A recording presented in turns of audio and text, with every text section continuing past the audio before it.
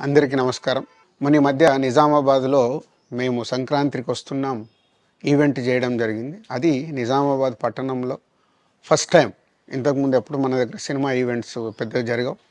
అప్పుడు ఒకసారి ఫిదా సక్సెస్ మీట్ ఒకటిసారి పెట్టాము. మళ్ళీ సంక్రాంతికి వస్తున్నాం చేసాం.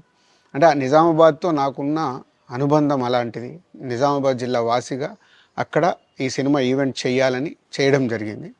పోతే ఆ ఈవెంట్లో నేను మన కల్చర్లో ఉండే మన దావత్ గురించి, మటను, తెలగలు గురించి సంబోధించాను. నేను ఆ మాటలలో తెలంగాణ వాళ్ళని నేను అవమానించానని, తెలంగాణ నేను హేళన చేశానని కొంతమంది మిత్రులు కామెంట్స్ చేసి సోషల్ మీడియాలో పెట్టారని తెలిసింది. నా ఉద్దేశం అదే స్పీచ్లో లాస్ట్లో చెప్పడం జరిగింది. తెలంగాణ మన కల్చరు, మన దావత్తు నేను మిస్ అవుతున్నాను. సంక్రాంతికి 2 సినిమాలు రిలీజ్ అయ్యాక మన తెలంగాణ కల్చర్ దావత్ని నాకు చేసుకోవాలని ఉందని. సో మన కల్చర్ని అభిమానిస్తాను నేను.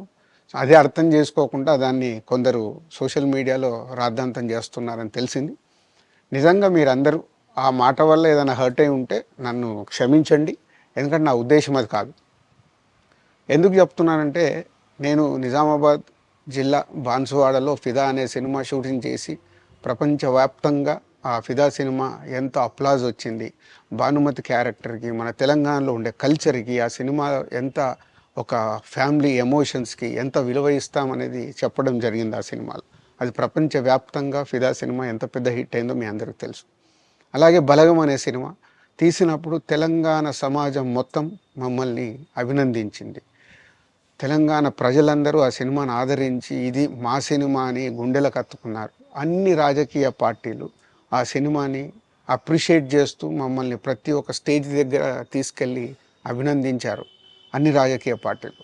సో ఒక తెలంగాణ వాసిగా ఒక తెలంగాణని అభిమానించే నేను తెలంగాణని హేళన చేస్తానని ఎలా అనుకున్నారో నాకు తెలియదు. పోతే దాంట్లో ఏదైనా మీ కమ్యూనికేషన్లో తప్పుగా అర్థమైంటే నన్ను క్షమించండి. మీ మనోభావాలు ఆ కొందరు ఎవరైతే దెబ్బతిన్నాయని అనుకుంటున్నారో వాళ్ళందరికీ నా విజ్ఞప్తి, మీ మనోభావాలు దెబ్బతింటే నన్ను క్షమించండి. ఇప్పుడు నేను ఒక సినిమా ఇండస్ట్రీ ఫెటర్నీ నుంచి ఎఫ్డీసీ చైర్మన్గా అయ్యాను. సో మీ అందరికి తెలుసది. సో ఇటు సినిమా ఇండస్ట్రీకి అటు ప్రభుత్వానికి మధ్యలో ఉంటూ సినిమా ఇండస్ట్రీకి అవసరపడ్డట్టుగా నేను అన్ని సహాయ సహకారాలు చేస్తూ ఈ హైదరాబాద్లో హెల్దీ వాతావరణము, తెలుగు సినిమాకి, తెలంగాణలో అభివృద్ధి చెందాలనుకునే యువతకి అందరికీ నేను ఉపయోగపడేలాగా ఉండాలి. అలాగే పవన్ కళ్యాణ్ గారు కూడా చెప్పారు, యూత్ చాలా ఉన్నారు, వాళ్ళందరికీ కూడా సినిమా ఇండస్ట్రీలో ఇష్టం ఉన్న వాళ్ళని అప్గ్రేడ్ చేసి చేయాలని, ఆ ప్రభుత్వంతో కూడా అక్కడ సినిమాలో కావాల్సిన అందరినీ డెవలప్ చేస్తూ వాళ్ళందరూ మళ్ళీ తెలుగు సినిమాకే, తెలంగాణలో నేర్చుకున్న, ఆంధ్రాలో నేర్చుకున్న వాళ్ళందరూ తెలుగు సినిమాకే ఉపయోగపడతారు. సో అందరికీ తెలంగాణలో ఉండే అన్ని రాజకీయ పార్టీలకి నా విజ్ఞప్తి, నన్ను రాజకీయాల్లోకి లాగకండి. అలాగే ఎఫ్డీసీ అనేది కూడా సినిమాకి ఉపయోగపడేలాంటి అభివృద్ధి పనుల గురించి అవే చేస్తాను తప్పితే అది రాజకీయాలకు సంబంధించింది కాదు.